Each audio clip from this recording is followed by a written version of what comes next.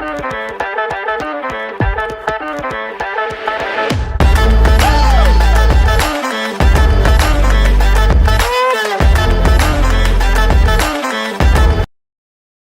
right, good morning, everybody. Welcome to the party. Just getting a little set up. I just realized something completely outrageous that I don't normally deal with. I've just encountered it. Good morning, everybody. Welcome to the party. Today is Tuesday, March 25th, 2025. This is episode 841 of your Simply Cyber Daily Cyber Threat Brief podcast. I am your host, as always, Dr. Gerald Auger, here in the a-hole chair. Coming to you hot, live from the Buffer Auger Flow studio. Good morning, Gary Sturgiadis. That Hansel's so hot right now. Guys, I'm super excited. It is a Tuesday morning. We got Tidbits Tuesday, but for everybody benefit, let me get my coffee going. Guys, over the next hour, this program is going to be going through the top cybersecurity news stories of the day. I'll be giving my expert opinion and analysis on each of those stories on what it means to you as a practitioner. So how can you use this information to drive cyber risk reduction for your business stakeholders? And if you're a solo operator, I saw Augusta Delgado in there early in the stream. Guys, we're your virtual workforce co-workers, right? You got ideas, thoughts, questions, tips, tools, unknowns, whatever it is, share it in chat. Let the Simply Cyber community give you a hand with that. Hashtag TeamSC. And if you're looking to break into the industry, believe me when I tell you this show is absolutely designed for you. It's going to give you basically exposure to all sorts of current events, topics, terminology, concepts, as well as you're going to be asked in any job interview, how do you stay current? How do you stay current on the industry? And I got to tell you, this show, not a bad option. Although I will say you can't just put it on and then let it play in the background while you play DayZ or something. You do have to be engaged and active in order to get the value from the show. So I look forward to engaging with you in chat.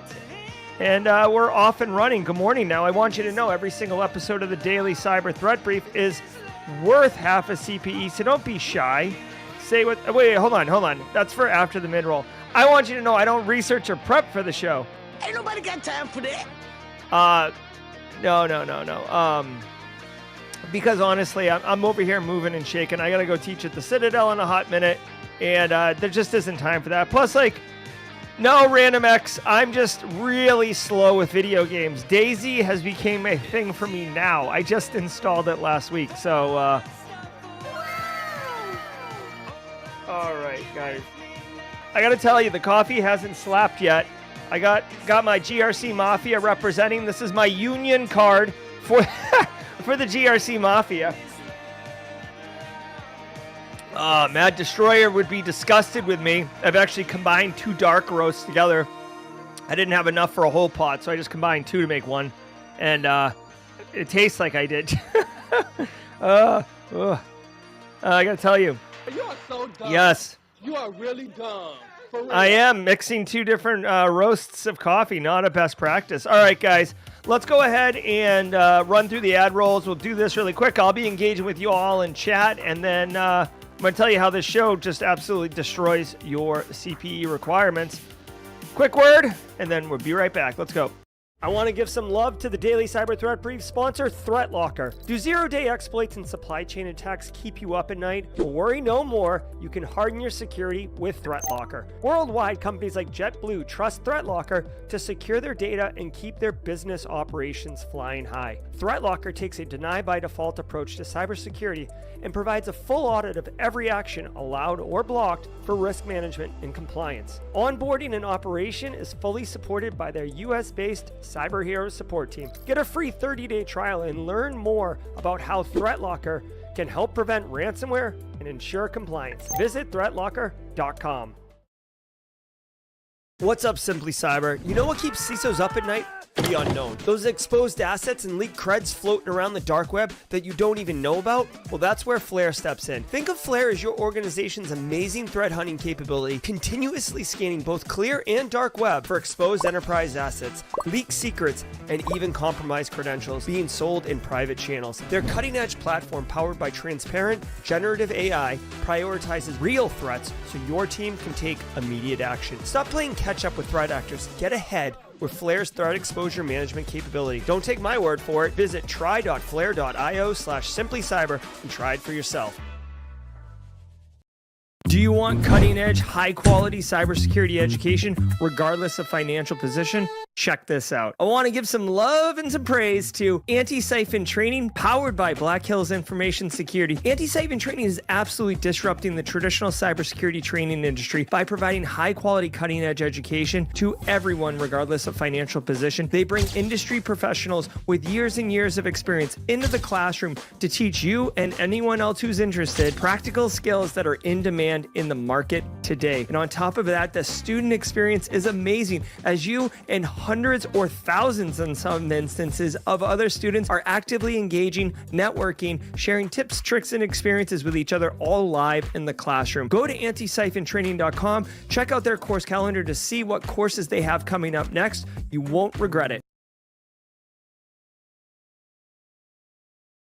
We're out in here crushing it. I love it. I love it. I love it. I love seeing everyone in chat. Good morning. Jamie Flex in the house. Omatola Agbana. I saw Kimberly can fix it as always, guys. In addition to all the amazing sponsors that we just covered, ThreatLocker, Antisyphon. I saw someone mention Antisyphon training today. Let us know in chat, what Antisyphon training are you doing? I love Antisyphon. You guys know this. I also really, really like Flare. Flare's a lot of fun to use. Don't forget about Barricade Cyber Solutions. Guys, Barricade Cyber Solutions is dedicated to helping businesses from cyber attacks and recover from the damage done. Cyber attacks can cause massive issues for businesses and send dedicated, hardworking business owners into turmoil. But Barricade Cyber Solutions, they know how to mitigate the damage done by cyber incidents. Believe that.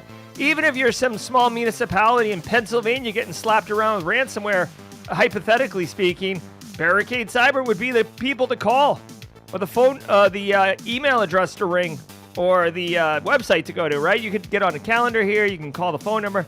Eric Taylor knows exactly what to do in order to go from zero to recovered on basically your worst day of your professional life. Guys, having ransomware hit you in the face is not a pleasant experience. It's very unpleasant. So have someone be your champion. Links to all the things are in the... Links to all the things are in the description of each video. So even if you don't remember which day it was, the links are all the same. Kimberly and I don't mix them up. It's just they're all there for every episode. How to befriend and break online threat actors with content creation with Tim. Break online threat actors? Yeah. Sounds like the Kool-Aid Man, right? Oh, yeah. All right, guys, I'm super pumped. Guys, every single episode of the Daily Cyber Threat Brief is worth half a CPE. So don't be shy. Say what's up in chat. Grab a screenshot. It's right above my head right here. You can see it. It's all about good times and getting work done. Just because it's work doesn't mean it has to suck. We can have a lot of fun with it, and that's what we do here every single day. Do me a favor. If today's your first episode, drop a hashtag first timer. Also, we don't really do second timer, but I got to tell you, we had a lot of first-timers yesterday, so if you came back for day 2, let us know in chat. I remember your name, so if you were here for day 2, let us know. I would love to say hello to you again, right? Welcome to the party, pal. All right, let's go. Everybody do me a favor. Sit back, relax, and let's let the cool sounds of the hot news wash over us in an awesome wave. See you at the mid-roll. From the CISO series, it's cybersecurity headlines. These are the cybersecurity headlines for Tuesday, March 25th, 2025. I'm Lauren Verno. Really quick production note. I just got to tell you, listen, if you're a regular of the show, you know that I have audio issues, okay? It's almost like a disability, all right? And I'm okay with that. I've come to peace with my technical deficiencies with audio. And that's okay because it takes a village. I got so many DMs yesterday of the audio being buttery smooth and how I'm like Wolfman Jack on the airwaves and how Casually Joseph is the savior. I just want to say again, if you like the way I sound, if you like the way the audio is, you can thank Casually Joseph because he physically came to my home and spent 2 hours getting this dialed in. Again, thank you, Casually Joseph. It was an overwhelming response. I just got to say, thank you. Mod love, okay? All right, let's go here. Hey, Timbuktu's a first timer, everybody. Let's welcome Timbuktu. Welcome to the party. All right, let's get to work now. More than 300 cybercriminals arrested in Africa. An international crackdown on cyber scams led to over 300 arrests across 7 African countries, targeting criminals behind mobile banking, investment, and messaging app fraud. Dubbed Operation Red Card, authorities uncovered cross-border networks that defrauded over 5,000 victims, with Nigeria alone arresting 130 suspects, including 113 foreign nationals. In South Africa, 40 individuals were caught running a SIM box fraud operation, while in Zambia, hackers using malicious links to steal banking data were taken down. Overall, the investigation led to the seizure of 26 vehicles, 16 houses, 39 plots of land, and 685 devices. Damn, dude, 17 homes confiscated? Bruh. First of all, obviously, Regulators, mount up. so I love international law enforcement. This is all in the African continent. 7 different African countries getting 300 people arrested, confiscating homes, property. Here's the thing, okay? Obviously this isn't going to help. Oh my God. Chris Rock said they were arrested and immediately promoted to Nigerian government APT staff. We've got a job for you. So here, listen, there's kind of macro level geopolitical things going on here that I want to point out. First of all, Nigeria, and from an African perspective, Nigeria has long been kind of the almost the brand identity of original phishing, right? The Nigerian prince scam, the 419 scams, et cetera, right? That goes way back to like the early aughts, if you will, right? Jimmy Eat World time frame. So this isn't new. Now, what is interesting is that as high-speed internet and reliable internet access has become more ubiquitous and available to developing countries, the proliferation of people without necessarily means and options has led to more online crime. And there's been multiple instances. And Fredon, I know you're from Ghana, and I'm not saying all Ghana is like this, but there was a really great ABC News documentary done a few years ago about how some of the communities in Ghana treat romance scams as like a village business, right? Like the older people in the community know how to do the thing perfectly. They have playbooks, they have training, and they train the younger members of the community in performing this crime, and they pass it on. It's like their GDP or whatever you want to call it. At the same time, through the Belt and Road Initiative, like China is major soft powering throughout Africa, right? Developing infrastructure, developing, airports and stuff like that. So we saw just a couple months ago, there was a massive influx of financial support in Nigeria specifically to get technical training for people. So what I'm trying to say is if you look at the larger macro level picture, Africa is going from kind of a loose affiliation of developing countries and a lot of civil war within, those countries. Like if you look at, look at the Congo, look at, any of these documentaries about child soldiers and stuff like that. So they're kind of getting away from that and they're leveling up. But because of that, there's this growing pain situation where they don't necessarily have. They're getting access to a lot of opportunity, but the governance, GRC, what? Oh my, is it getting hot in here? So the governance isn't there yet. And people are, when given the opportunity with like lots of loose controls in place, this type of crime happens. And unfortunately, I will say there's also a tipping point where you look around and everybody's committing crime and having homes and boats and cars and cool stuff. Got that, drippy ice on the wrist, right? it makes sense to just do it because it's become normalized. So a massive takedown like this, I love because, you shouldn't be committing crime, first of all, but a massive takedown like this is going to send ripples through the, essentially the organized criminal syndicates of this space to, do a course correction. So I love this. In addition, this helps all of us, not necessarily as practitioners, but as citizens. Like my Aunt Dorothea is more likely to get scammed by, Vietnamese, Cambodian type call center places than the Nigerian one. But that doesn't mean that they're not a legit threat actor. So I'm loving it. Like I'm like a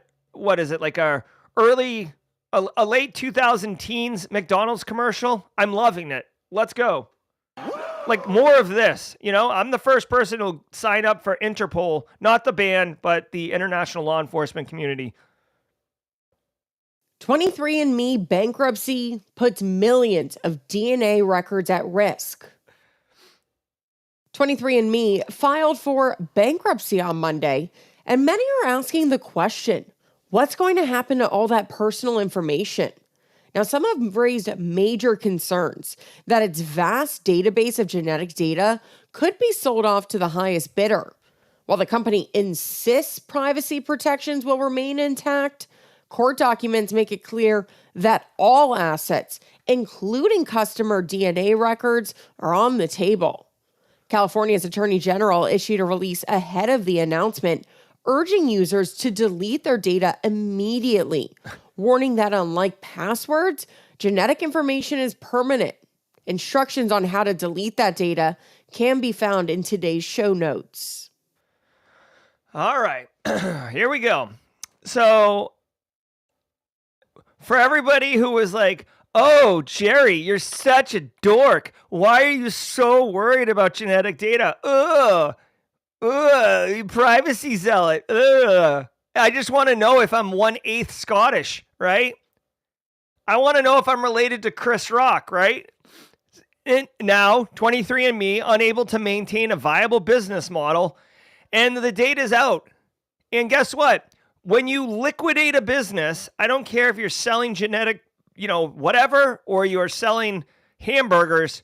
When you liquidate a business, one of the things you do is sell off all your assets because you're trying to make straight cash, homie.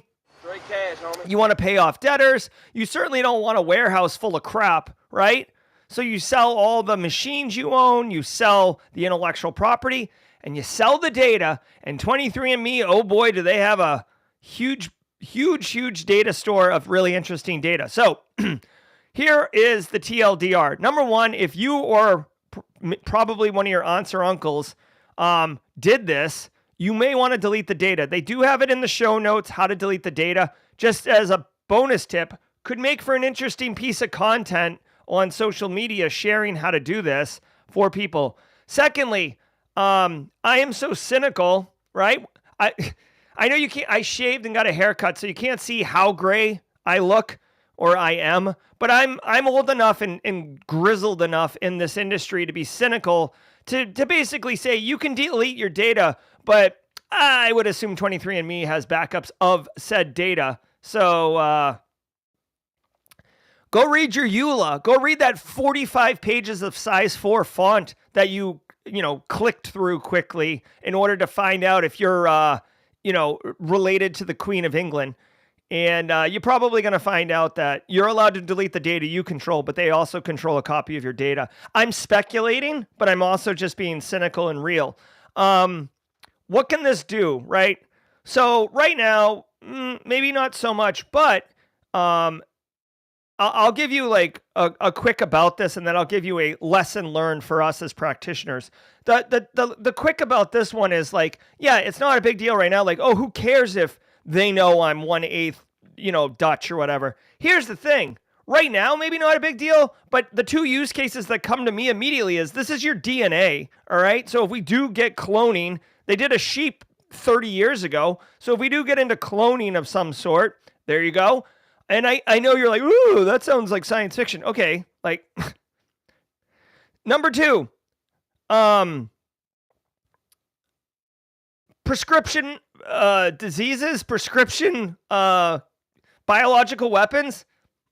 I'm just saying, like, okay, now that we've taken the tinfoil hat off, by the way, everybody, when I say things like that, first timers like Timbuktu, those are tinfoil hat moments. I got the tinfoil hat. Let me tell you what to do with this. As a GRC professional, okay, which I am, me and Chris Rock, GRC pros. Chris Rock's not a GRC pro. He probably laughs in the face of GRC.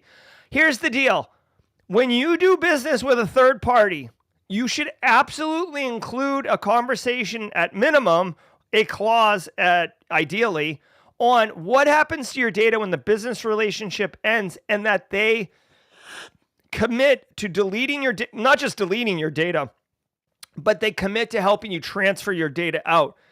Make sure that gets in there. Number one, vendor lock-in is a thing. Vendor lock-in is where they make it incredibly painful to get off their platform. You want to ease that burden by having them help you get their data out of their system. Number two, ensuring that they delete all instances of your data. That's another thing that they need to, get defined. And if they can't do it, you maybe want to consider doing something else.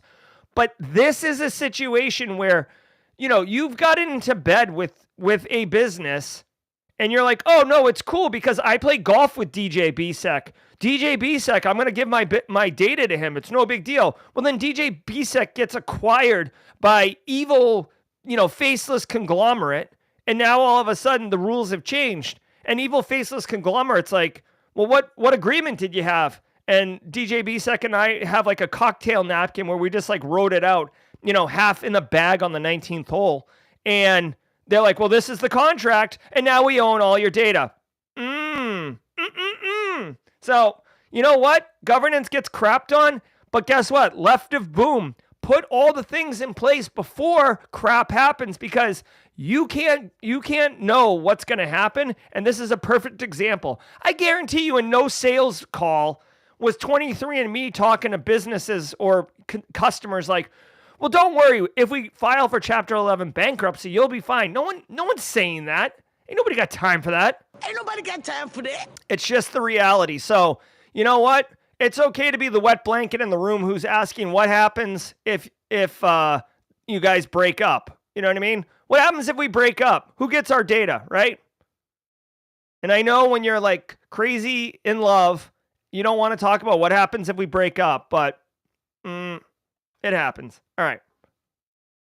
Ukraine's state railway partially down after attack.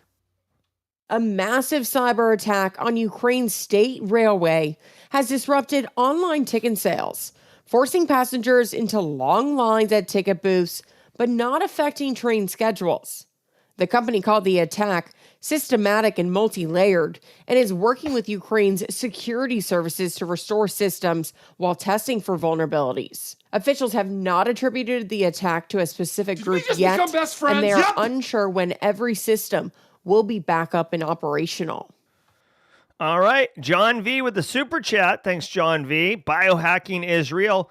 That is true. Also, really quickly, as a quick little aside, if you want, it's a bit fringe, but it's definitely for somebody. Biohacking Village. DEF CON has a biohacking village. When I worked in healthcare, I actually would go to this village at DEF CON as part of my work. And nice little village they got going on there. Also, holy crap, Wade Wells and his mustache's own B-Side San Diego getting a biohacking village. Nice flex, Wade Wells. So go check that out if you're going to be in San Diego. All right, let's keep going. All right, so Ukraine's getting hit. Guys, welcome to the party, pal, right? Welcome to the party. Unfortunately, there is a global war going on. Russia's been attacking Ukraine since 2022. If you can believe it, we're like literally, not figuratively, literally 3+ years in. It was like February of 22 when Russia lined up on the borders of Ukraine and started hitting up Tinder dates up in Krakow or wherever, not Krakow, but Kharkov, whatever. I sound so stupid when I start talking international, but anyways, we're 3 years deep into this thing. Whatever. They're disrupting major transportation. This is like a terror attack. It's disruptive. It's frustrating. The Ukrainian people are pretty resilient at this point, so I'm sure they're just like, oh, it's a day that ends in Y. The interesting thing is it's just causing people to wait in lines longer. But it didn't impact the country's train schedule. By the way, for anybody who's here that has ever lived in a major country, and by the way, I mean a major city, like Kiev is the capital. They said unusually crowded on Monday morning with dozens of people waiting in long lines. Dozens of people? Dozens of people? What are we talking? 36 people? Like, that's like me waiting get my coffee at Starbucks. Like, I hate to be so flippant about it, but like, this isn't a major, like, have you been to Have you been to a bar, on a Friday night in a college town and it's just like a sea of humanity? You ever been waiting in line to get your DEF CON ticket? You ever waited in the line at Black Hat to get lunch? Like, dozens? Like, hold my beer. Again, I hate to be so flippant about it because it's, I'm talking about fun things, and this is a cyber attack, but like this, I don't know, this seems like a lot of sizzle, not a lot of steak, if you're picking up what I'm putting down. Okay.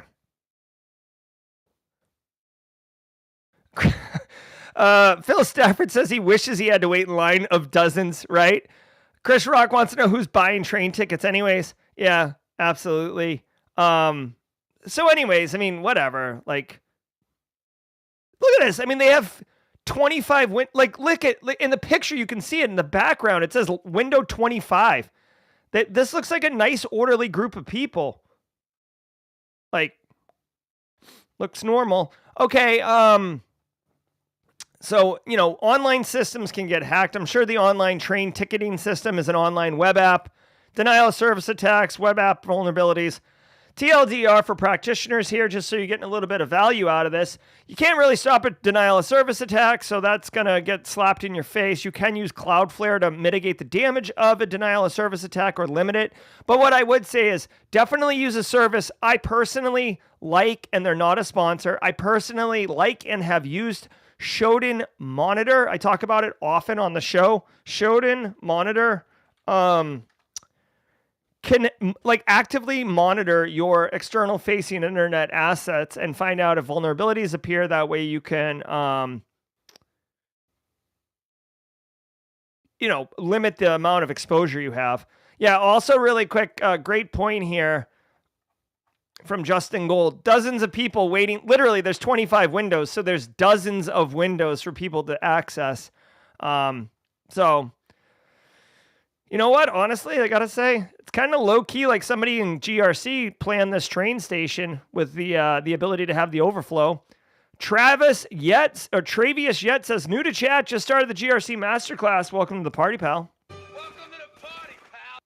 China linked APT hidden telecom network for years. China linked APT group Weaver Ant spent over 4 years inside an Asian telecom provider's network using compromised Zyxel routers to hide traffic and infrastructure. Researchers at Signia uncovered the intrusion, which relied on web shell tunneling, linking multiple web shells like China Copper and the custom-built IN memory to move laterally and maintain persistence. The group exfiltrated credentials, access logs, and network configurations while evading detection through encryption, SMB lateral movement, and disabling security logs. All right. The chopper. Get to the chopper. The chopper web shell has been around for a long time. I remember this being like a thing in 2015. So whatever. Threat actors, this is kind of a nice, complicated attack, like sophisticated threat actors, right? Whether you're an APT41 or you're Chris Rock, basically getting a little bit more sophisticated. This isn't just sending an email with a malware payload or sending a DM for a Steam $50 card and having malware detonate. Had one of those yesterday. Just as a public service announcement, if someone sends you a DM with a Steam community card. It's fake. It's a malware. Don't say that. So anyways, basically they compromised a router and then they used it as a operational relay box, which basically just means, I've never heard this term, operational relay box. I guess it gets its own acronym as well. But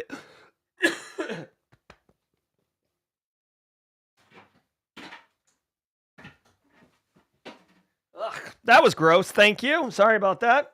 All right. So anyways, this is basically a bastion host, like a foothold into the environment that they move through it, move forward through. Now it says that they weaved a bunch of infrastructure, which makes sense. They basically just exploited more assets moving laterally. This is 101 like red teaming. Like when you go beyond just being a punk and move into like advanced persistent threats. The reason the P in persistence is persistent is because of things like this. Now, I want to point out, this is a Chinese telecom. Okay, hold on. We got some interactions here. Jack Joy's in the house. Yo, long-time listener on Spotify, first timer live. Love the show. The info vibe in the community. Just passed Sec Plus after a 15-week boot camp. CPL, a couple months study in hospitality to cyber. Dude, welcome to the party, Jack Joy. Welcome to the party, pal. Also, hey, just as a quick programming note, I've stopped publishing the audio podcast to Spotify. Like Spotify just recently started flipping out about copyright, and because we play like multiple songs that have copyright, YouTube just does like a finger wag at me and says I can't monetize. But Spotify was like much more harsh. So Jack Joy, stay with us over here. Okay. They're getting advanced, right? They got web shells that are using encrypted network communications. Oh, here we go. So this is JavaScript. This is the web shell, right? This is JavaScript. And you can see here, they got base 64 encoding, which isn't anything like really new or exciting. Okay.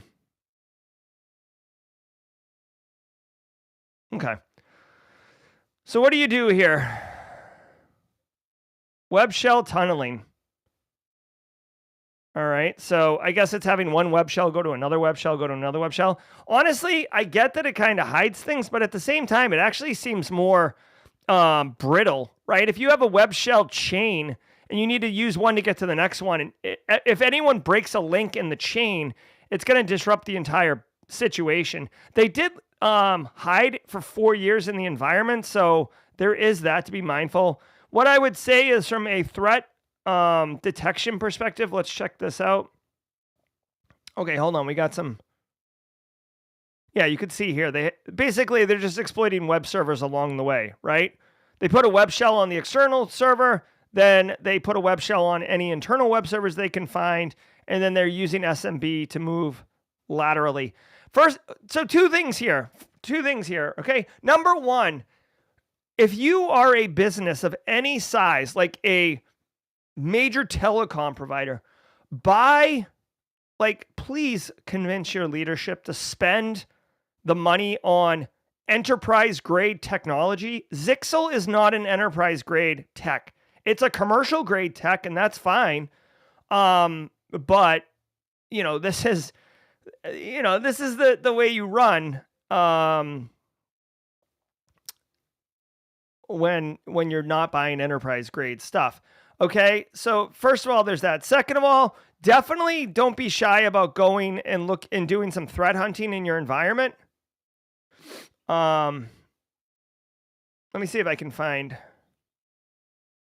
Because here's the thing, it's not about just finding your compromised Zixels. Like if the Zixel device is already compromised, like you're screwed. Like they're already got web shells all throughout your environment. So like technically, if you get the first web shell, they can kind of hose you. But look here, look at this infographic really quickly, because it's important to point out. The infographic has them initially compromising an external facing web server. Okay. Oh boy. So All right, BSEC's letting me know that Zixel is quite the router du jour for ISPs. Okay, but look at this infographic really quickly, okay? And I'll try to explain it for those who are listening on Spotify or audio only because they're driving or Nick Barker's on an elliptical.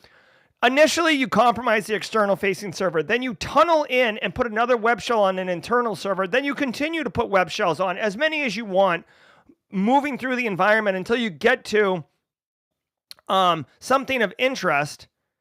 And then if you can find another external server, in the graphic, they show that you're putting a web shell on, but you're not compromising the external server from the internet. You're compromising it from inside, right? From the back door. And this is the persistence, because now if you do catch one of their web shells, they're still going to have persistence through another compromised asset, okay? So that's basically all you're seeing here. What I do want to see is indicators of compromise. I guess, honestly, hold on one second. Chopper web shells have been around for a long time, so I think those are the indicators of compromise to look for, honestly. Let's see. Gemini's got us covered. Okay, hold on one second. I'm just pulling this up because I want you guys to have something actionable to do something with. This is from Red Canary. I love Red Canary. This is just web shell, talking about web shells. Okay, here we go. So this is common web shells, which includes Chopper, okay? And they talk about how you can find these web shells, right? If you see cert util spawning processes, this is a living off the land technique. Not a good one, right? You could see, wget and curl, whatever. Trend Micro's actually got a specific write-up on the ASP web shells and what you can do. So initial access all the way through the kill chain. So I would recommend you, if you work as a SOC analyst or in a SIM, have access to a SIM, it could be fun to spend a few minutes and go threat hunting for this Chopper web shell. It is quite popular, right? Here, I'll drop a link in this. Now, if you are a student, right? If you're a student, I would just review this. What I would strongly encourage you do not do is do not download a Chopper web shell, infect something, and then go like threat hunting. That's like really involved to get there, and you may be accidentally shooting yourself in the leg, Plaxico Burris style. So just be careful, okay? Thanks to today's episode sponsor, ThreatLocker. ThreatLocker is a global leader in zero trust endpoint security, offering cybersecurity controls to protect businesses from zero-day attacks and ransomware. ThreatLocker operates with a default deny approach to reduce the attack surface and mitigate potential cyber vulnerabilities. To learn more and start your free trial, visit threatlocker.com. That's ThreatLocker. All right, really quickly, Chris Rock does mention in chat that Zixel has released some patching guidance for 0 days from April and March. I'm not seeing those immediately when I Google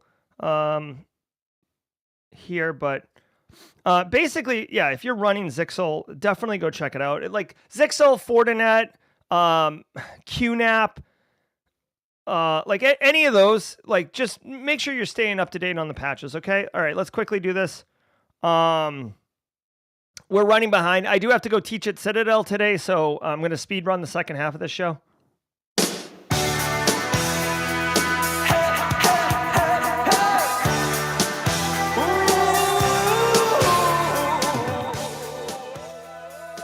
All right, holla, holla, holla. Thank you to the stream sponsors, Barricade Cyber, Antisyphon, Flare, and ThreatLocker. You may recognize them as CISO Series sponsors as well. We'll see if they pick up Flare, and then that might be a trend. Guys, I want to thank all of you. Thank you for being here. Thanks to Casually Joseph for making the music good. Thanks to members like Jack Joy, who's first time in and announcing, Timbuktu, first timer and announcing. We got Tech Grunt, Jamie Flex, some regulars who are in the speed of being here on the reg, the mod team. Guys, it's amazing. Chris Rock chiming in from wherever Chris Rock is. Guys, it's all about good times. Thank you very much. Super excited to continue to bring the heat for you every single day. 841 weekdays in a row. Let's keep going. Every single day of the week has a special segment. And Tuesdays is Tidbits Tuesday, where I share a little bit about myself and just see if we vibe on those things. You know, I don't know if I necessarily have I don't necessarily know if I have something specific. I got to tell you, actually, I will share something with you guys. I'm super excited. I'm going to share this with you, okay, really quickly. Super excited. I work a lot, right? And we've been doing a lot of house projects and stuff like that. I am super excited. In April, I actually chartered a inshore fishing trip for my family. So it's just me and the family, the four of us, on a guy's boat. And he's going to take us fishing. He's local. But he's going to put the bait on. He's going to take the fishes off. I've never caught a fish, which I know is like insane. So I'm really excited. I'm going to do a fishing trip. So if you're a big fisher in chat, let me know. Like literally, I'm super excited. Honestly, this is the Tidbits Tuesday. I'm super excited because I'm very active with my kids, and I'm a family man, and I love my wife and everything. But like, I'm never able to like do something big because I'm always working. And I'm excited. I got a fishing trip. I'm super, super pumped. So anyways, I wanted to share that with everybody. I'm excited. And I'll take a picture with me holding like a little dinky fish, but like really close to the camera. So look for that. Yep. All right. So anyways, let's do the la la la la's and get going here. Alpha Sierra, lead us off, if you will.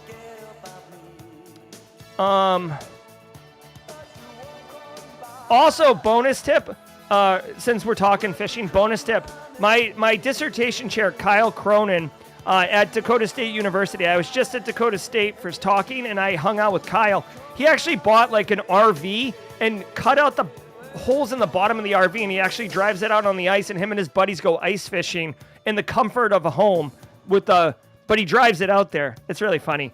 All right, let's get our la la la's on and then get back to the news. Here we go.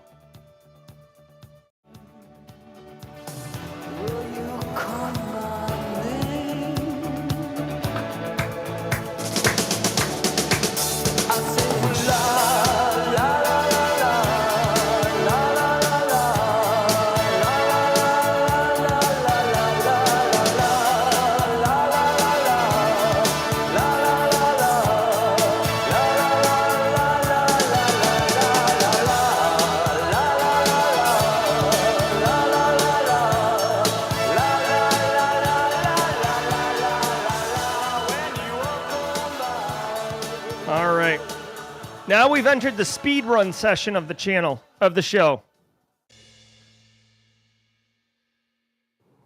NIST struggles to keep up. The National Institute of Standards and Technology, or NIST, is struggling to clear a growing backlog of CVEs in the National Vulnerability Database, with a 32% increase in submissions last year exacerbating the issue. Despite maintaining processing rates, the backlog continues to grow, and NIST anticipates even higher submission volumes in 2025. The delays are impacting organizations' ability to access timely vulnerability data, creating a gap between reported issues and actionable intelligence, despite efforts in increasing staff. All right, so this is an ongoing problem. It shouldn't come as a surprise. This is an important thing to note, okay? So NIST manages the National Vulnerability Database, which is exactly what it sounds. It's a database of vulnerabilities, kind of like a single source of truth, if you will, of vulnerabilities. And people submit vulnerabilities to them, right? So you find a 0 day, you find a bug bounty, all right? Like you whatever, you submit it to NIST and it gets up there. Now, these submissions need to be evaluated and validated, or else if they just auto-validated them, there could be bogus data in there. I mean, obviously, a threat actor, if they really wanted to, could overwhelm the system, which is kind of what's happening right now. But assuming no shenanigans are going on, you've got to remember this. There's way more technology coming out every single day. There's more people working in cyber. There's more people doing security research. There's more software. There's open source software. Security research is ramping up, right? The big players, the FANG companies, Amazon, Microsoft, Google, etc., Meta, are all investing in securing open source software. So there is a massive uptick in finding vulnerabilities, right? So the front of the funnel is got way more going on. So as you're jamming more food into the pipe, you're going to get blockage. And that's all that's happening here. It's not like here's the thing. It's not like there was a deficiency in people reviewing the submissions. That kind of remains static. It's just the sheer freaking volume of submissions coming in is overwhelming. And that's why they're struggling. Literally, they've been struggling for years. Okay. This isn't news, frankly. I hate to be I guess today is Wet Blanket Tuesday, or sand in your bathing shorts Tuesday. It is what it is, okay? What I will say is, if you are depending on this to inform you on what to do, you are not operating at a best practice capacity.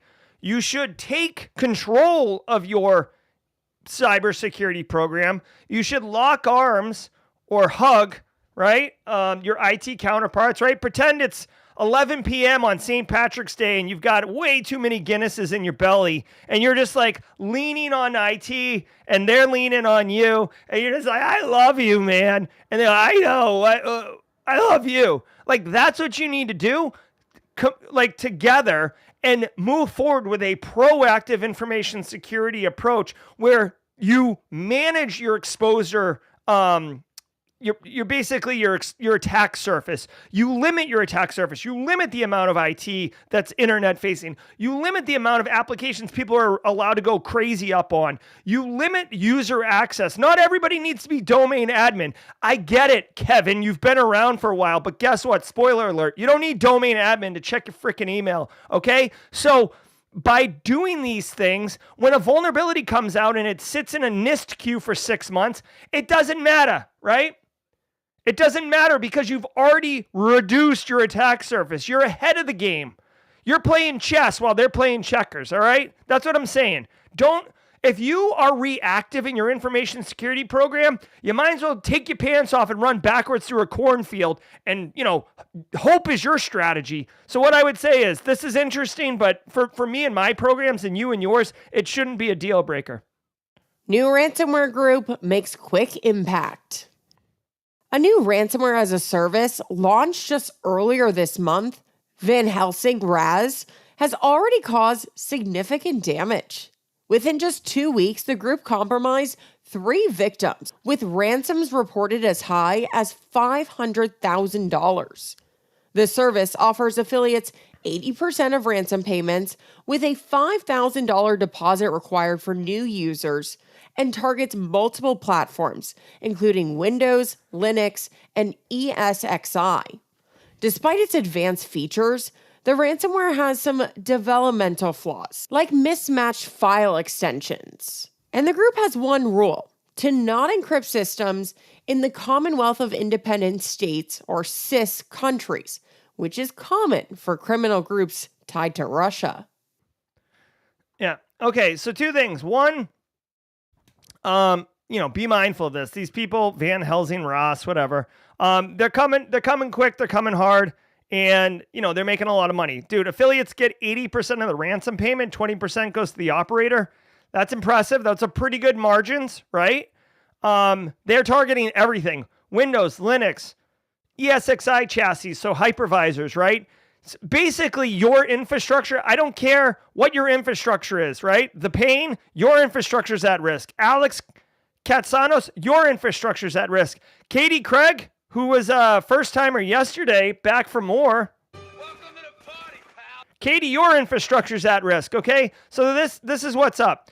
The other thing I want to point out, obviously, all the best practices of ransomware risk mitigation, and recovery optimization. You want to do all the things with ransomware, okay? Which I'll just run through really quickly. End user awareness training, EDR configuration, email security gateways, preventing stupid stuff from happening, dynamic blocking of malicious URLs that get updated dynamically, good backups, immutable recovery, tabletop exercises to make sure you know how to recover, etc., etc. The one thing that's worth really noting here is that their rule is that they don't encrypt systems of Russian states. I've said this many, many times. Here is some evidence to support it.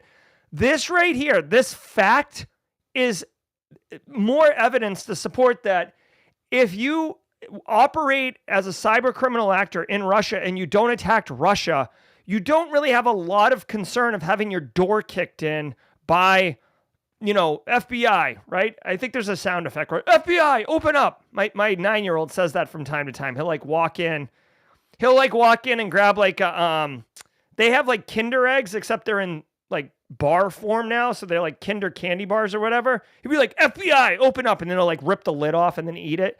So I guess it's a Gen Alpha thing. Yep. All right.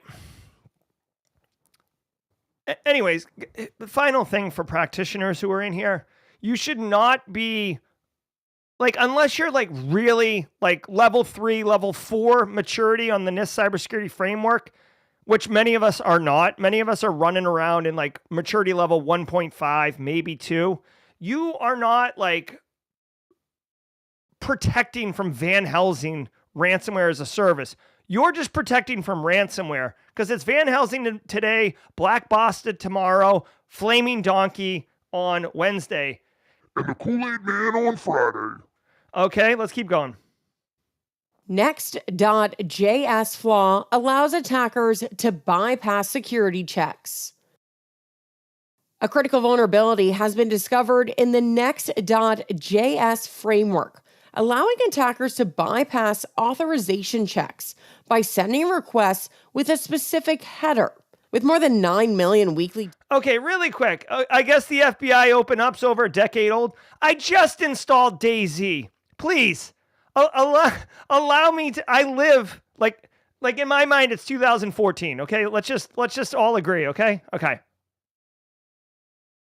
Downloads. Next.js is a popular React framework on NPM. The flaw impacts all versions prior to 15.2.3, 14.2.25, 13.5.9, and 12.3.5, and affects self-hosted instances using Nextstart with output standalone.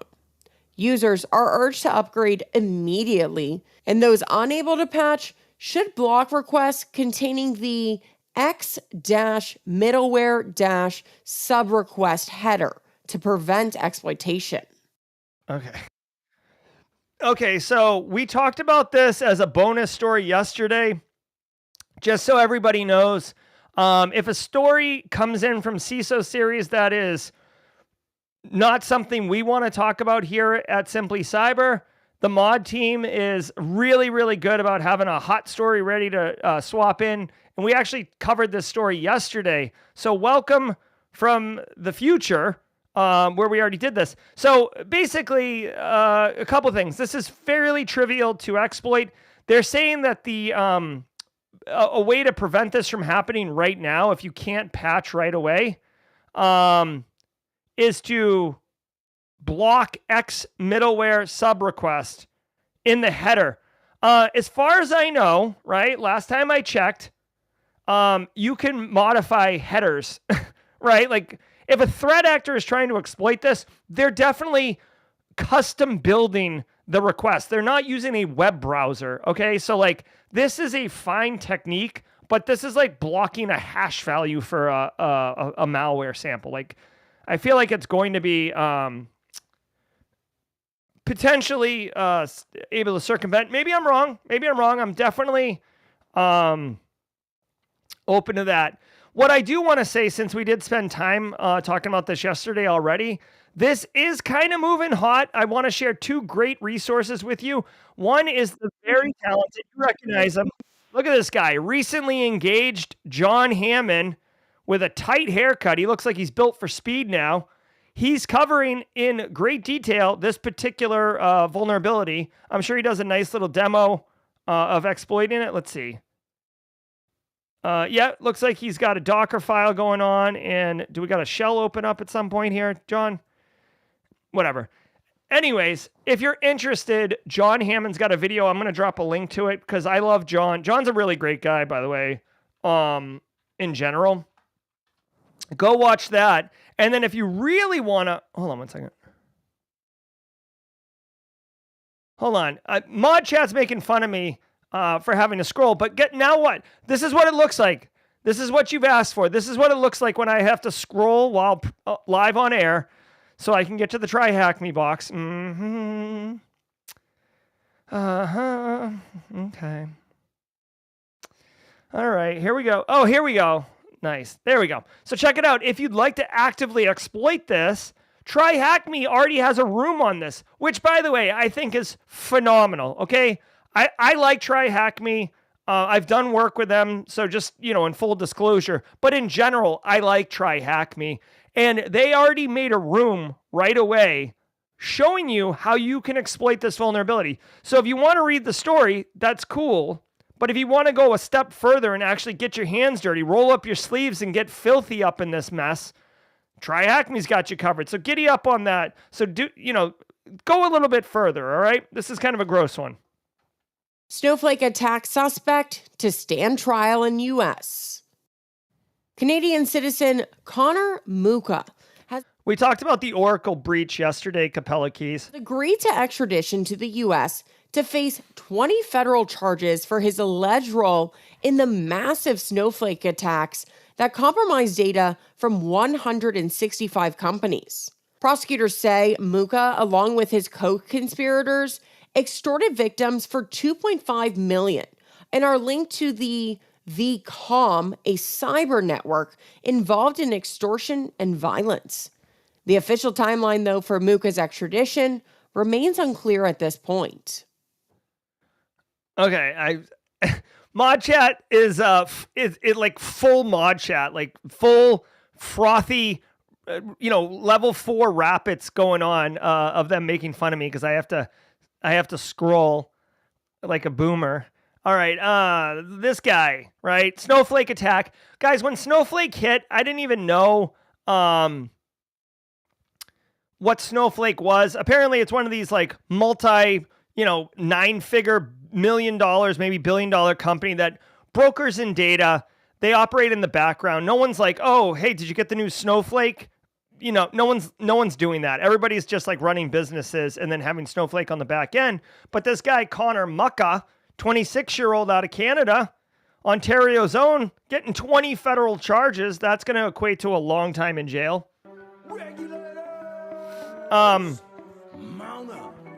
And basically screwed a lot of people. I got to tell you, let's see. I mean, this attack's over.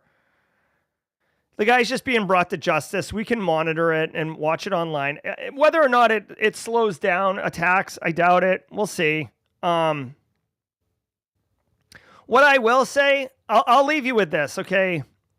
This is a nice little write-up about how this guy did it. I'm sure, honestly, this will make a great Darknet Diaries episode. Very, very high profile, encapsulated.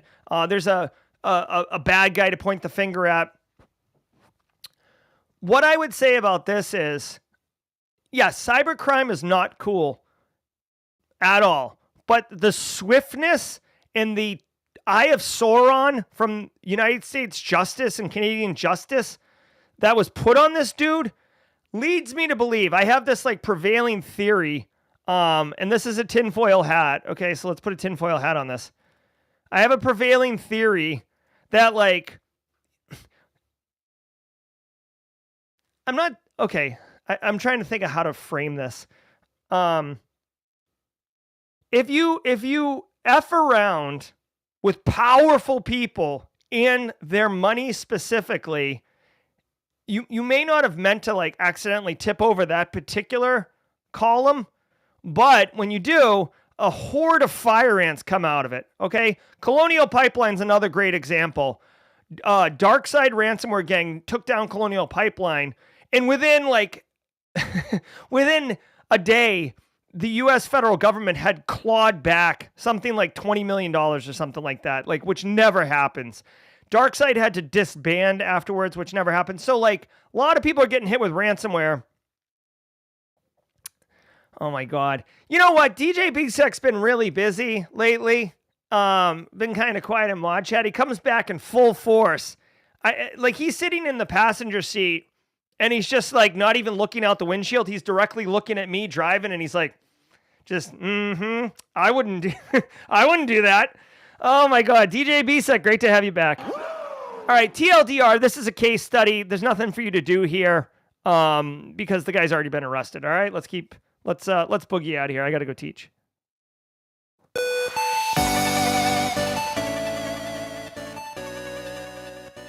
All right, guys, it's been a banger of a show. I want to say thank you all so very much for being here today. I want to remind everybody that this Thursday from 5 to 7 p.m. Eastern Time, we are doing a CTF. It's a live CTF. It's only open for 2 hours. If you can't make the time window, then unfortunately, you can pick it up in April. We do it once a month. There are cash prizes. We give out $100 to the first place, $50 to the second place, $25 to third place, and first place gets the coveted black badge role on the Simply Cyber Discord server. Go on the Simply Cyber Discord server and talk to Poner Joe, PWNERJOE. You may also know that Poner Joe recently passed the PNPT. Nice job, Poner Joe. Take care, Jenny Housley. Guys, I'm Jerry from Simply Cyber. Don't go anywhere because we got Eric Taylor hot in the B-hole chair. He's going to slide over to the A-hole chair as I peace out. Elliot Mattis, good luck on the SISM exam, buddy. Got my CISA and pen test this month. Graham Hart, damn, look at us just racking up wins. All right, guys. I'm Jerry from Simply Cyber. Be good. Thank you. Until next time, stay secure. Ever wonder what it takes to break into cybersecurity? Join us every weekday for Jaw Jacking, where industry experts answer your burning questions about the cybersecurity field. Live, unfiltered, and totally free. Let's level up together. It's time for some Jaw Jacking.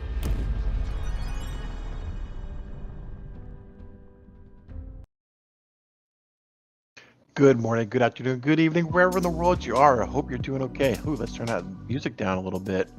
While we are getting ready for your questions, and I see them coming in, at least one popping off here from Slim Daddy, but I'll wait for a couple more to come up. I want to bring up a text message that I received, and I want to give much kudos, literally to, there's many people involved in this, but I know some of it definitely comes from the Simply Cyber community. If you don't know who I am, if you're new here, my name is Eric Taylor. I'm the CEO, Chief Forensic Operator here at Barricade Cyber, digital forensics incident response firm. You've heard about us on the sponsorship. I am the meathead running the helm and trying to avoid all of the cliffs and icebergs and, not to replay the Titanic movie.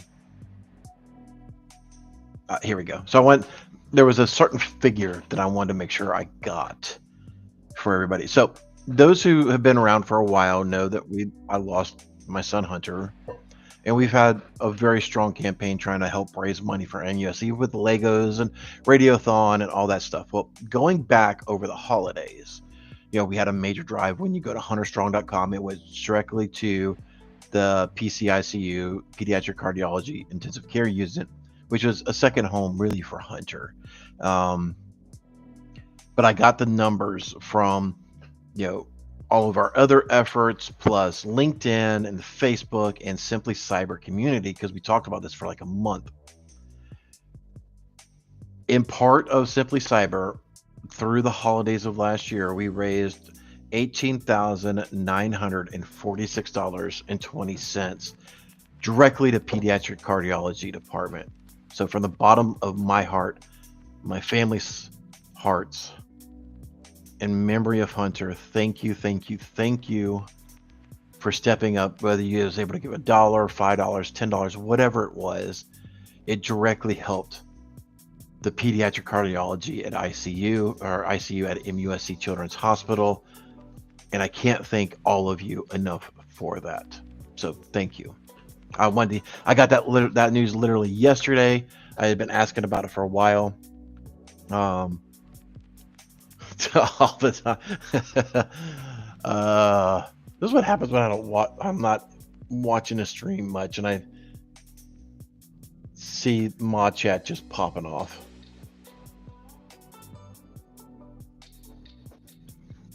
Anyway, let's get the questions. Hope everybody's doing well.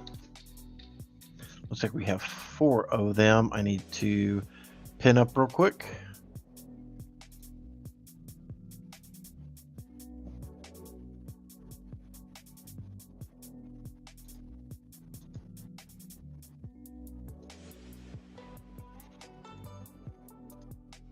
Did I get them all? I only got 3. Oh, here we go. All right. What is better for OSCP, THM, or HTB? So, hack the box or try hack me. Honestly, I don't know if there is a better one. I am of a mindset in school of taking as many different courses to achieve the same certification as possible.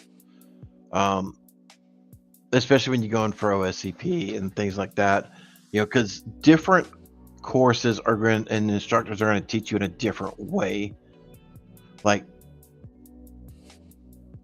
even when I do my SAN certification, when I go up for my next ones or next round of them, I'm going to try to make sure that that's not the same instructors, because I want to be able to learn from a different person.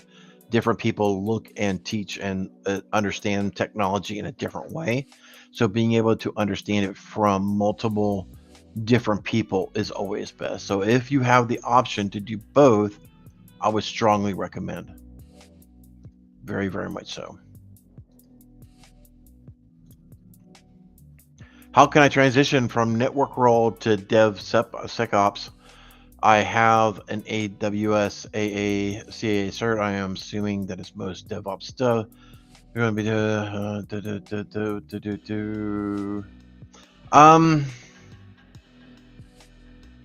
I would probably say, if you're going to do DevSecOps, get a GitHub repo. Start posting there about the work that you're doing, and that way you can use that as your resume. Showing proof of work, proof of concept in your skill set, especially when transitioning from a network over to that, is definitely going to be very vital for you. My voice is starting to get a little hoarse for some reason. That's weird. Has anybody worked on the AI's GP cert with IAP? Just heard about it yesterday.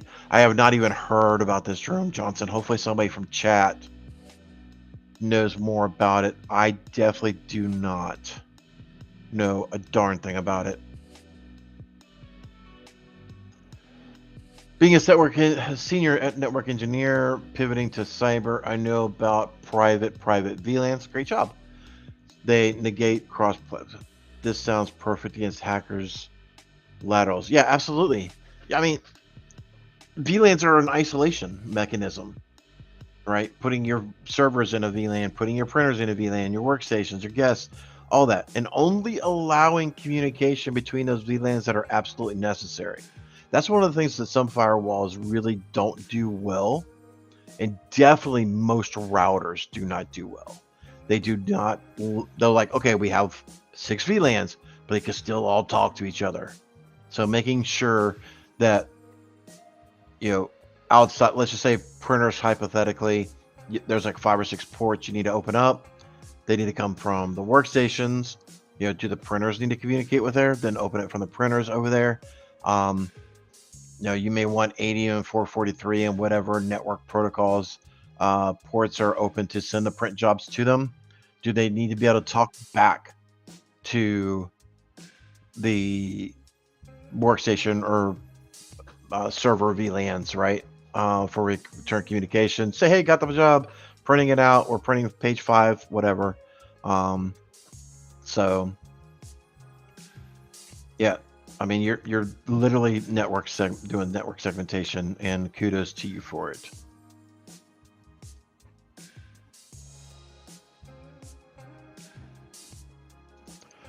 What hacker movie do you like best? Hackers, Black Hat, Sneakers, or Who Am I? I have not seen Sneakers or Who Am I. I'm going to bring that up privately 1 second. I don't think I've seen either one of those. But I will say, while I'm doing this, I will answer and say that it has to either be Hackers. I mean, that has a lot of nostalgia because it came out when I was growing up. It definitely resonated with what I wanted to do with my life in a lot of different ways.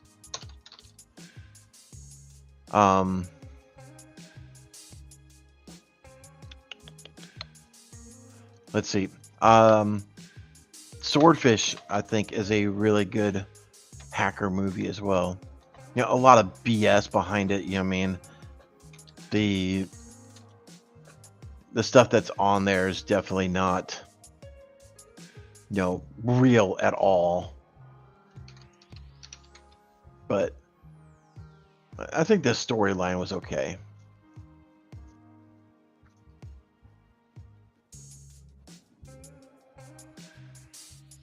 Yeah, I have not. I have not seen Sneakers, but I am adding that to my watch list.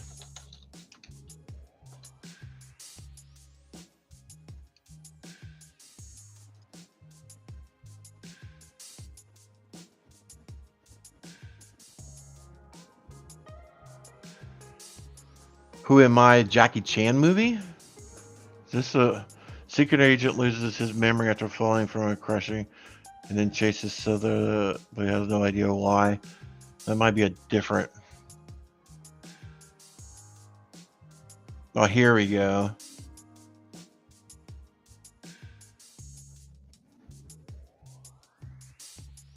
I have not seen this one either. So I'll add that to my watch list, and Plex will get that for me. Those who don't have Plex, you should really look into it. It's a really good tool.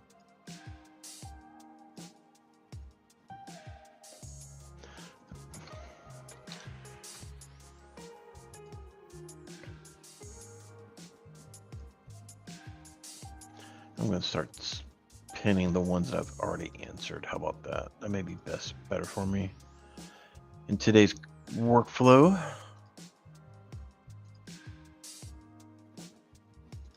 I think I've seen all of our questions.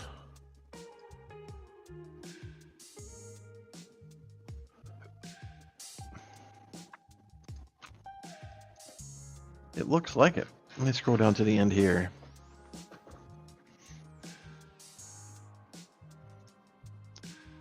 Trouble D, good morning. How you doing?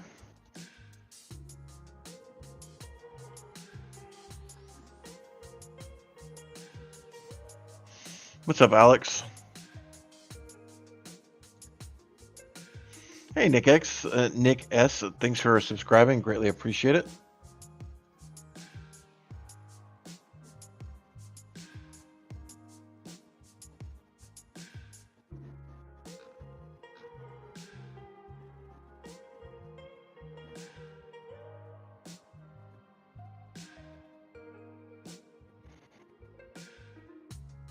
Thanks, Slim Daddy. Yeah, it's definitely been interesting. I'm actually going to drop in the chat here. I put it in mod. But if you're wanting to keep up to date on some of the Oracle mess, again, I'm not sure what all has been talked about. I've been so heads down on so much stuff. I just posted it as Dr. Gerald Auger. It's a part 2 of validating the breach. There's definitely a link there where you can see if your company's been listed. You know, we've got it in our own database, chewing through it. It's the background and everything on it, it's really, really incredible. Just kind of seeing how this whole thing is transpiring. May want to just keep up with CloudSeek and see what new stuff that they're doing. But that is it's interesting to keep eyes on. And for Oracle, they're like, yeah, no, this is normal. Nothing to see here.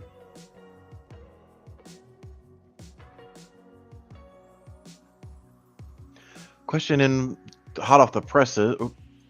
Pinned the wrong one. Is it wise to put your current work on the resume? Yes. So you never know what's going to happen at your current employer. And I'm thinking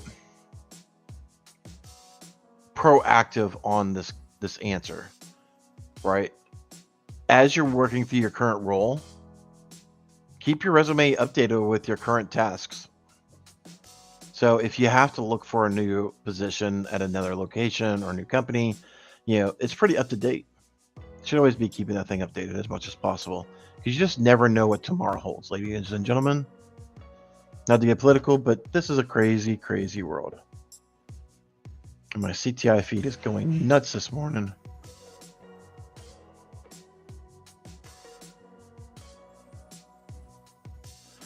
Ooh. So Oracle thing has been updated. Apparently the threat actor has shared 10K lines of sample to substantiate their claim.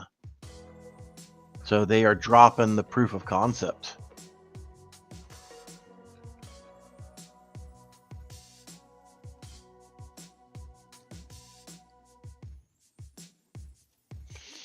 Transitioning from hospitality to cyber, have Sec Plus, not getting any interviews help. Jack, as much as I hate to tell you this, you're in for a long haul, good sir. I would try going to help desk, SOC analyst. You're not going to go from hospitality straight into cyber. You got a couple stepping stones there to go through. But a lot of companies are holding tight right now.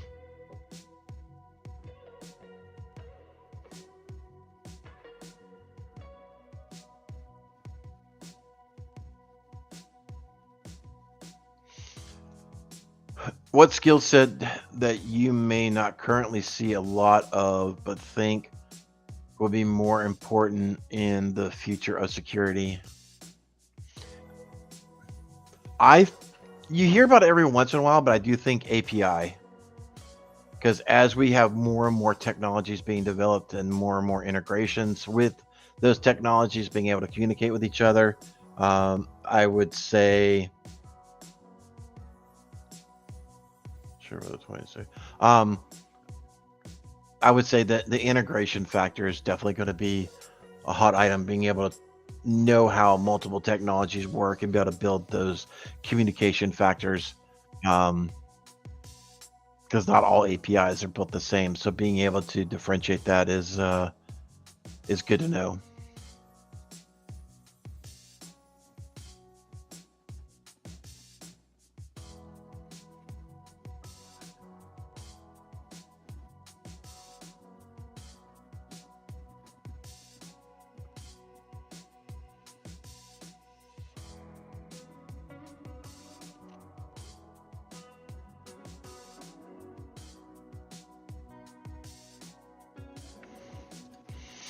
Kaka, what are some of your favorite CTI sources? I like SOC Radar and Alien Vault.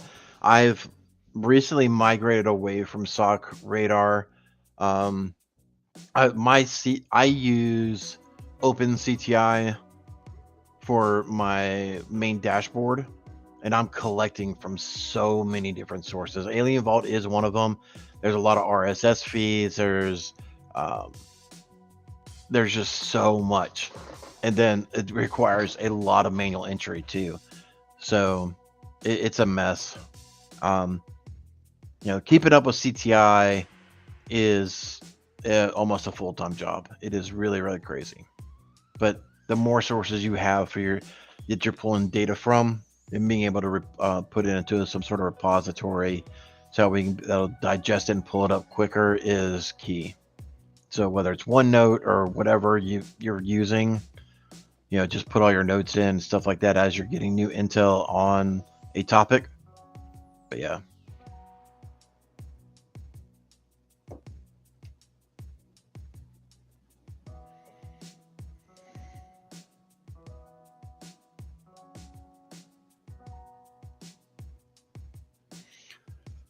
Let's see. Random X question. I'm looking to revamp my resume after working in the field for 8 years. What is the best way to go about this? Is AI a good way to go about this? Yeah, actually, Dr. Gerald Auger has a freaking video for this. Hold on a second. Let me get it for you.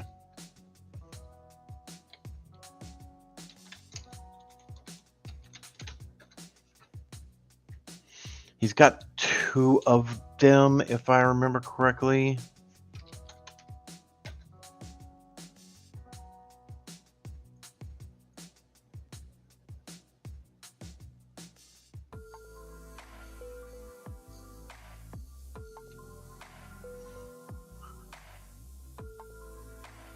All right, here is the first one.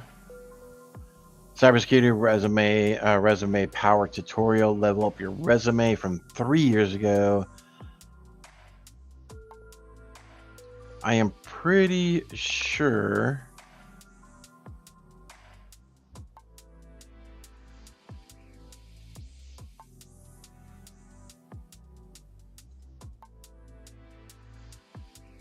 Here it is. So, expert advice on writing cyber resumes with Joe Hudson. Here's the other link. So definitely take a look at those 2 and see if those are any value to you. Best of luck to you.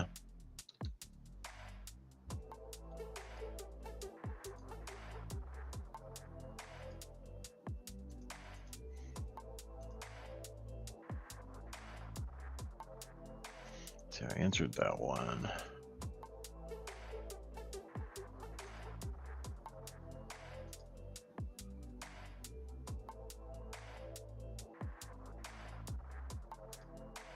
From the Haircut Fish, are you ever a gamer? Yes. I play the Xbox when I have rare moments of time. Most of the games are Call of Duty,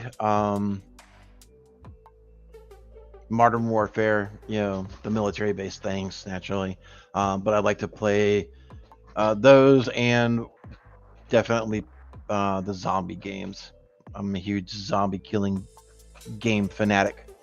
I will lose 3 days of my life very easily in those zombie games.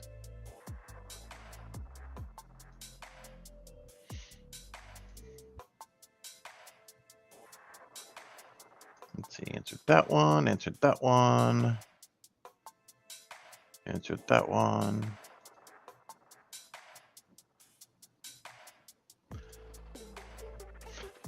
I'm about to graduate with a cybersecurity degree and have several certs. Congratulations. But I still feel like I don't know much. Yeah. Do you know of any groups where people actually meet up and teach each other? Grant, I don't.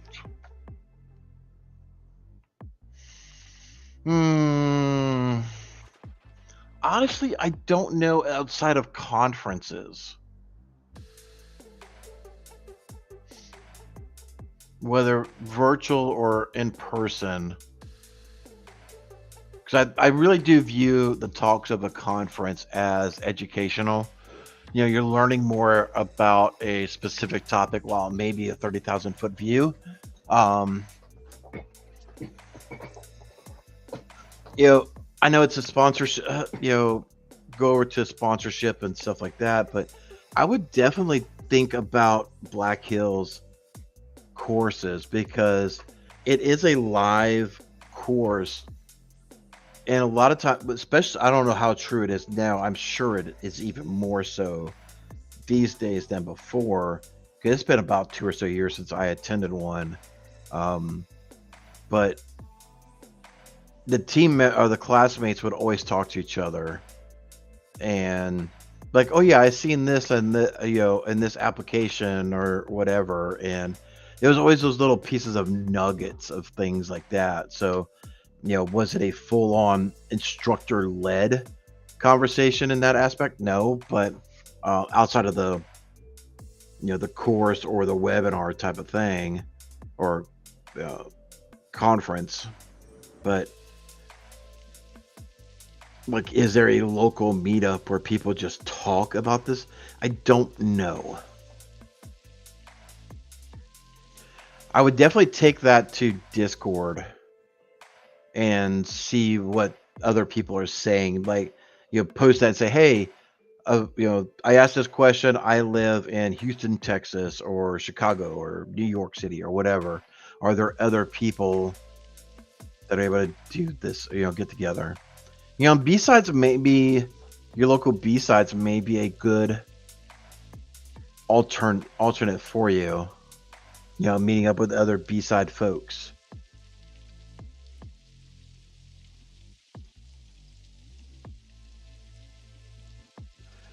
Have you ever played Project Zemoid? No, I have never played that. Let me look.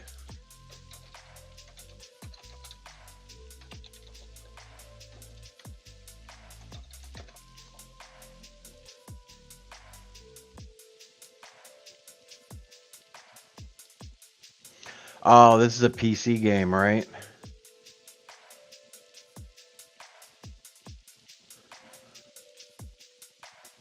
I am not a huge PC gamer. The images on Google look...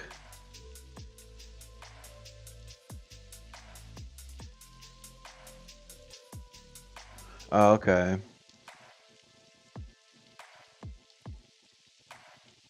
Yeah, I mean, the Project Zomoid makes me think of, what's that one game? The Sims.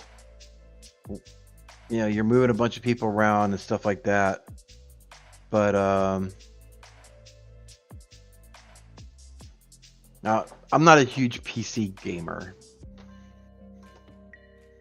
And I do know, I mean, I've actually got an Xbox controller around here somewhere that I have linked up to my my desktop, so that way I can play PC games like I'm playing console. But to me, I don't know. I grew up with controllers for games. I mean, we had PC games and stuff like that, but a lot of it wasn't, it wasn't as advanced and as needing as many keystrokes for everything like it does now. Or I feel like it does now. So to me, having everything consolidated, it just, for my mind flow and my workflow, I know I'm not bashing on PC gamers, but I'm just saying, to me, this works. I can get everything real quick, real simple. I'm not trying to move my hand all over the freaking keyboard and all that trash and clicking my mouse and that just seems too freaking much. So anyway.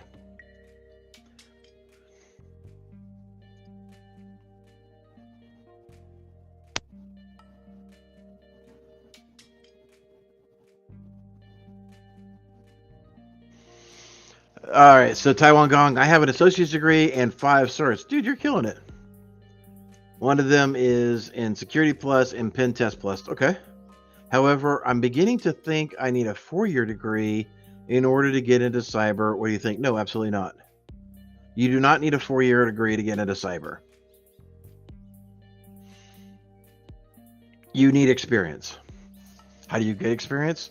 Unfortunately, it's like I told the other gentleman, or the other person, I think it was a fella, but you need experience. You need be able to show that you have working knowledge of your skill set. And it really depends on, are you doing pen testing? Because I see you talk about security and pen test. Are you gonna be blue team, red team? Are you trying to do both sides? You're trying to be a purple. Whatever your path is, you need to be able to demonstrate that experience. So you need to think about that. And like I keep telling everybody, so I'm probably going to lose half the room, but I am going to get a little bit political. But ladies and gentlemen, you guys, especially here in the States, and I'm sure it's the same all over the world, because I do know this is something, this podcast is a global entity. So I will just preface this by what's here in the United States. The job market effing sucks, right? I've said it before, I'll say it again, that John Strand really nailed it on the head when he said a couple months ago that business owners are literally looking for a unicorn. I talked about it ad nauseum for a couple weeks over some of our recent hires. I would put it on LinkedIn. We were flooded with over 400 applications in under like 4 or 6 hours or something like that. I think it was like 480 some odd in 4 hours. Ladies, we are a small under 5-person company. Processing that many resumes and applications in is unsustainable.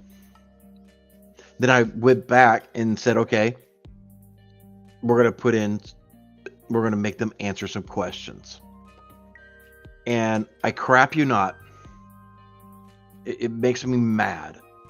The dishonesty where you would see people answer the questions potentially truthfully, get denied because it wasn't meeting our criteria. Then you would see them go back and answer all the questions that we would want to see as a qualified participant or qualified candidate. The number of people that went and did that literally pisses me off. Like, yeah, I know you want to get into cyber, but when you have a very what is a proper word? A very specific role that you're trying to fill for with prerequisites, and you're looking for a certain type with a certain amount of or a certain type of experience. No offense, we are not looking for an accountant wanting to come to cyber. Love you, mean it, but no, you don't fill that freaking job role. You just don't. So it was completely unsustainable. And we're just a small business. We really are. I can't imagine what people like Red Canary, Kroll, Mandiant, Palo Alto, FortiGate, all these bigger players, why do you think they have AI bots or whatever going through and freaking weeding out resumes? Because it's fucking unsustainable. It's just completely nuts, right? So as much as I hate to say it, it's a hard market to get into. It's a hard field because everybody wants it because they see these freaking movies. They think it's so cool. And it's really not. I mean, we get to do some cool stuff, but it's not all the glamour that you see on TV shows and movies and, all this other stuff. It's just not. Or they're going it for the money and they don't have the experience to back it up to warrant the money that they want. So it's going to be hard, ladies and gentlemen. It really is. I'm not one to sugarcoat stuff. I'm just telling you straight how it is. It's not easy. And for the reasons I just pointed out. So, getting in with people who know a person who knows a person, having that inside track is probably going to be your best bet. Outside of just making a social media presence like no other. Like, you don't have to be as big as John Hammond, but John Hammond could probably write his own job position at any company he wants to go work for, right? Because he shows the skill set.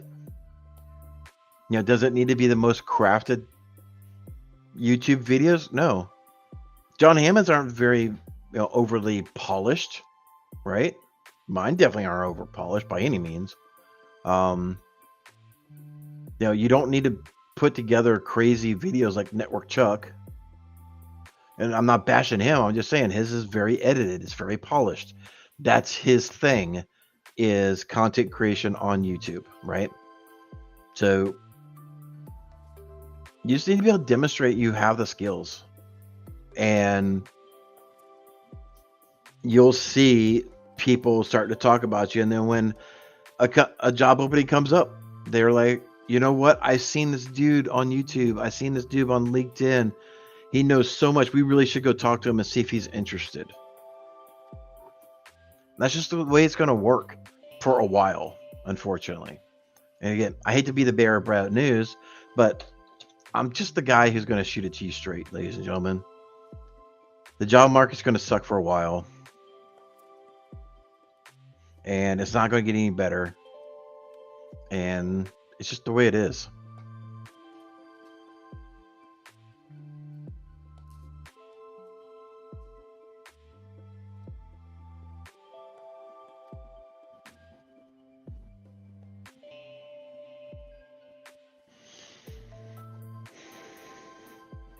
Haircut Fish asked me to share this with you. Okay.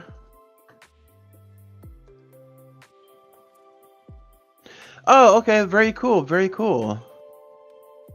So, going back to the topic of meetups and local in-person things, again, posting as Dr. Gerald Auger, there's a meetup on about DEF CON. And there's definitely different cities and countries here. Houston Area Hackers Anonymous, DEF CON Denver Group Canada, or Vancouver, Canada. The Netherlands, or Austin, Texas. This is pretty cool. So if you're looking for other people to meet up with and learn more, this is cool. This is cool.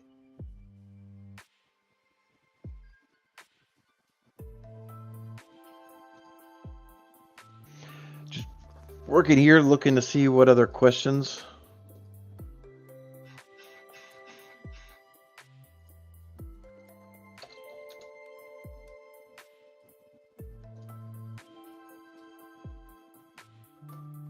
Let's see, I answered that.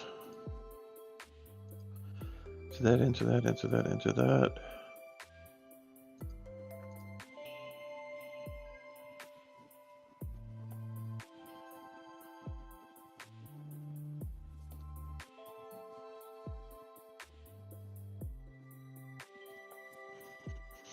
Are you experienced with SMTP and POP3? Yes, very much so. Since they both deal with mail, how would you remember the difference between two protocols? Thank you.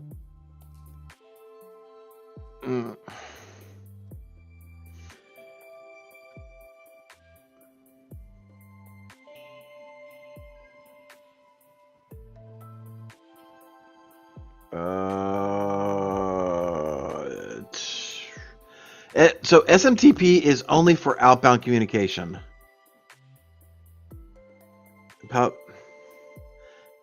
I guess the easiest way to possibly put it, I mean, I'm grasping at a straw to try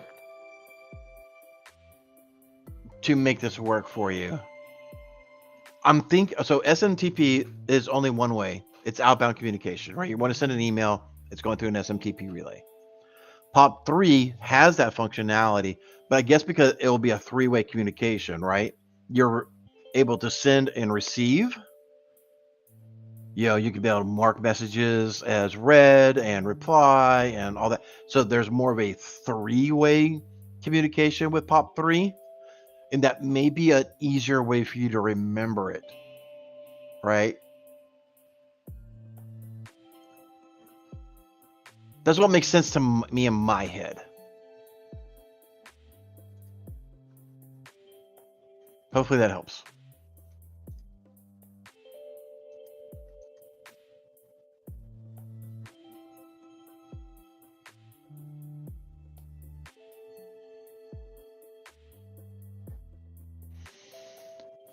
Chan H, what's your thoughts on joining the military Space Force to serve and develop cyber skills for the long term? Is this a better strategy for younger persons versus mid to late 30s with minimal industry experience?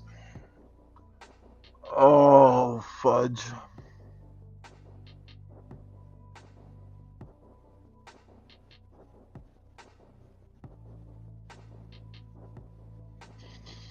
I have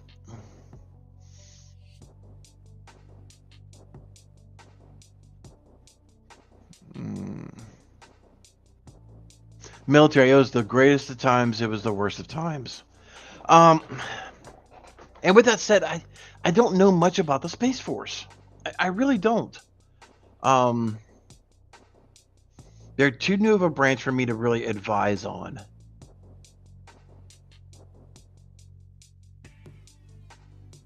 Without further research and understanding, if you're going to go in the military, I would have to say either the Navy or the Air Force would be a good spot for cyber intel and warfare and all that stuff. I could be 1,000% effing wrong, and Space Force is the best way to go. But I don't have a lot of working knowledge. Space Force was definitely not around when I was in, and I don't know many people who are in it. And when I look at their freaking uniforms, it looks like a joke. I'm like, is this a real military outfit? I digress. I'm going to go too salty on that one. No disrespect to anybody who's maybe watching into Space Force. But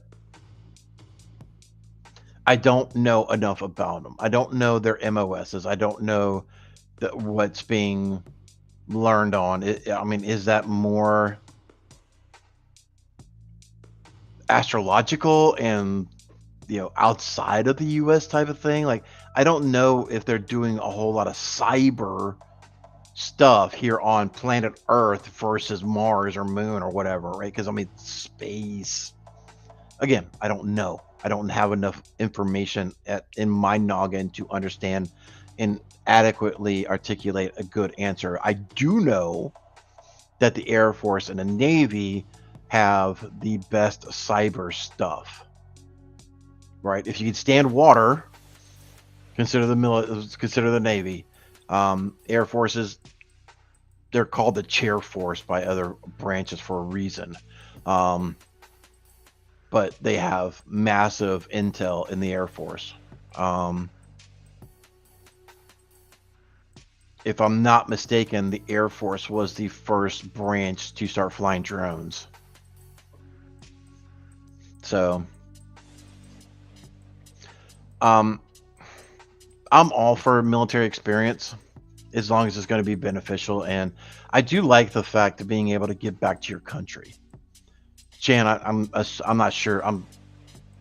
Whatever country you're part of, right? I don't want to make the assumption you're an American. You could be anywhere in the world, but being able to give back to your country is not only patriotic, but it turned me around in a lot of ways. I'm granted I was in the Marine Corps, naturally, but it turned me around and it straightened my behind out. So I'm very grateful to them for that.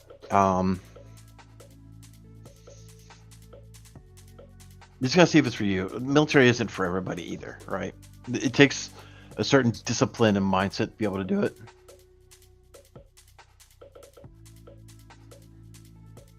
But I really wish I knew more about the Space Force to help you out. We are coming up to the top of the hour. We do still have 226, and I did not lose half the audience, which I'm so very, very... Why is my voice doing this?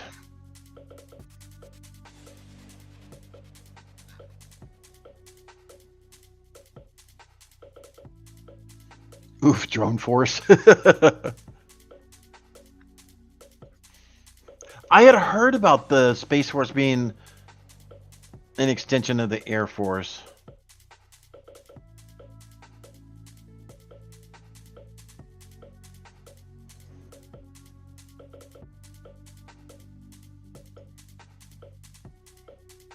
I knew that was going to get Alpha Sierra.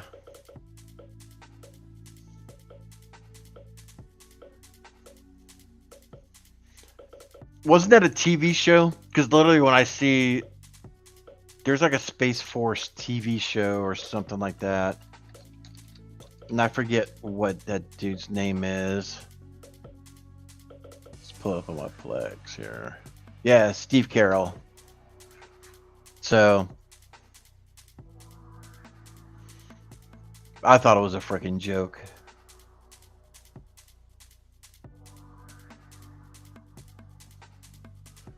Space Force is not on Mars. That's where Martians are. Duh.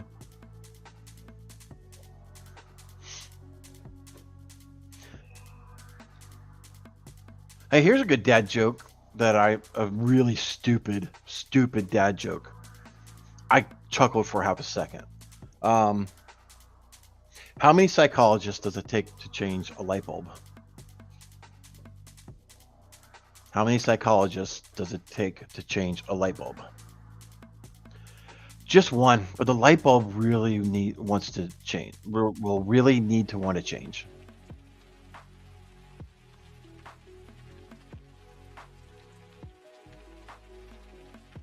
I'm getting pinged. Cyberhunk has a super question. He's asking for it to be answered. All right, I'm getting pinged in Signal. And apparently I'm missing somebody.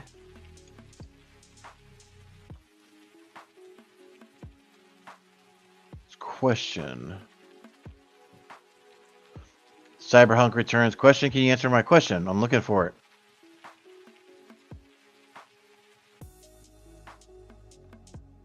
Oh my gosh, Cyberhunk returns. You had a super chat. I completely missed it. My apologies.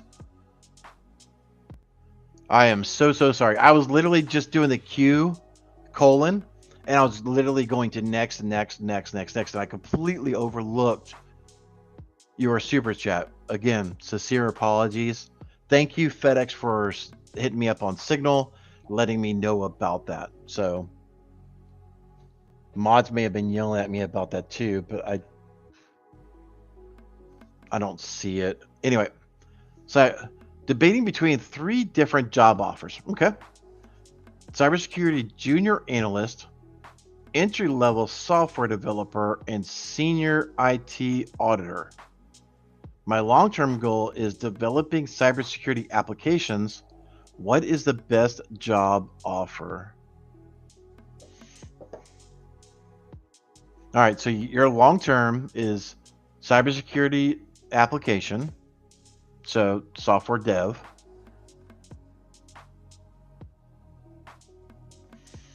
To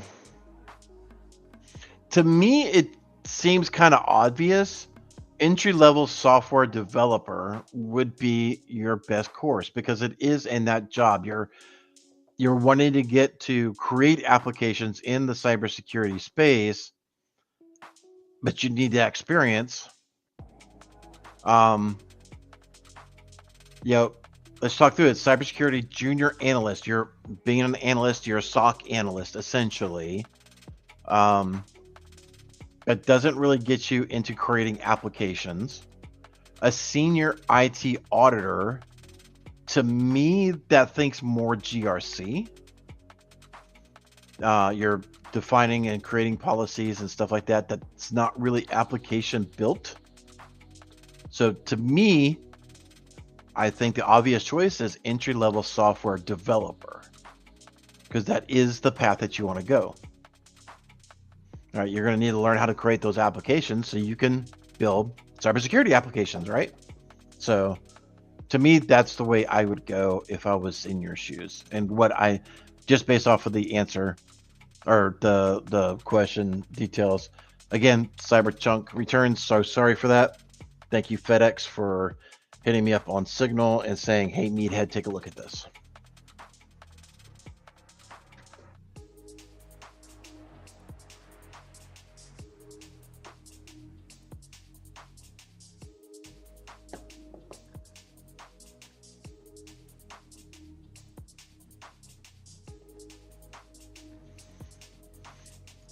Calm down, Phil. Don't need to yell.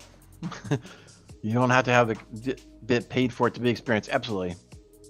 Yeah, you can do pro bono, charity, all that type of work, and it'd be very beneficial.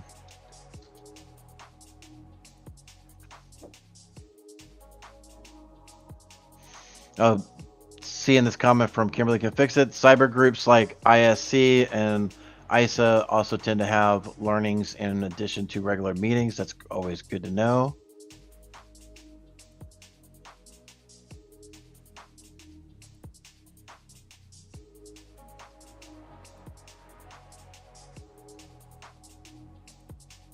Just kind of scrolling through. Again, I guess I need to do...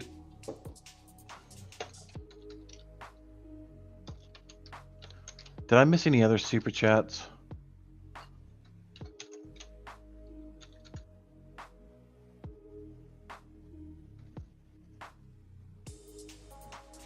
Can I just do a search for USD? Okay. Okay, so at least no other USDs. Okay. Again, I feel bad about that server hunky returns. I really did not intend on overlooking you, so hopefully you were still around and was here for your answer.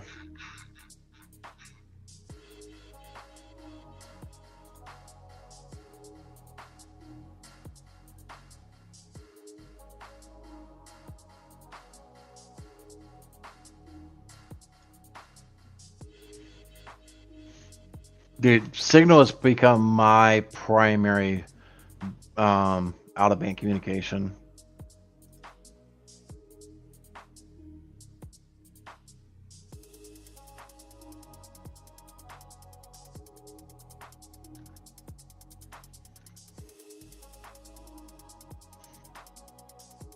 All right, I'm not seeing anything else coming in.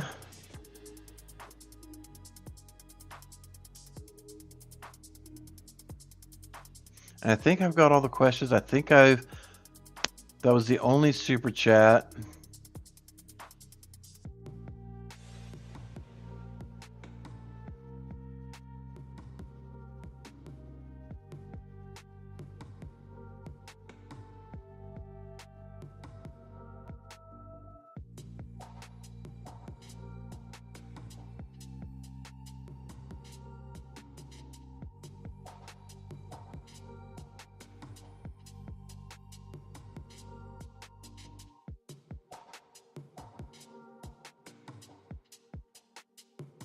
Yep, I think I've got everything. All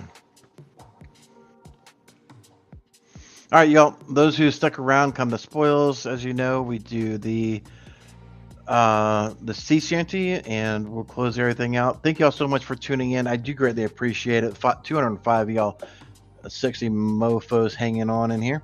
I will try to be around on Friday for the panel. We'll kind of see how that goes.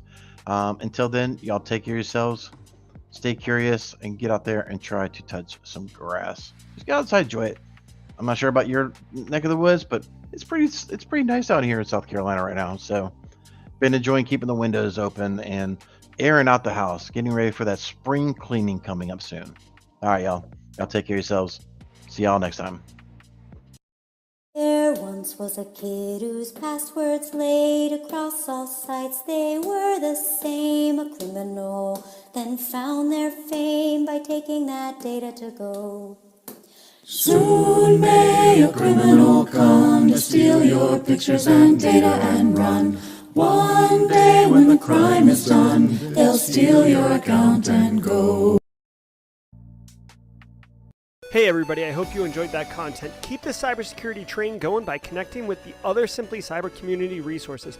We have the Discord server that's lively and always keeps the conversation going. You can connect with me directly on LinkedIn. And also every single weekday morning on the Simply Cyber channel, we're doing live daily cyber threat briefings, 8 a.m. Eastern time, as well as Thursday at 4:30 p.m. We're doing live stream interviews with industry experts, and we produce videos that we push out every Wednesday morning. I'm Jerry from Simply Cyber. I hope you enjoyed the content, and we'll see you in the next one.